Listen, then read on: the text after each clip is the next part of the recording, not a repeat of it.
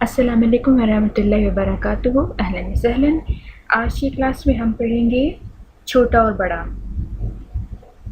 بڑے کو کہتے ہیں عربی میں کبیر، بگ، کبیر، کبیر، کبیر، اور چھوٹے اسمال کو صغیر، صغیر، صغیر۔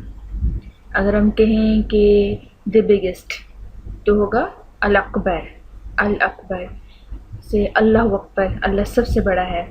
دی بگیسٹ کو الاکبر، اور دی اسمالسٹ کو الاصغر، الاصغر۔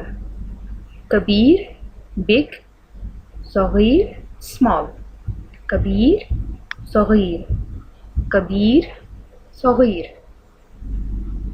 مع السلامة. Arabic learning.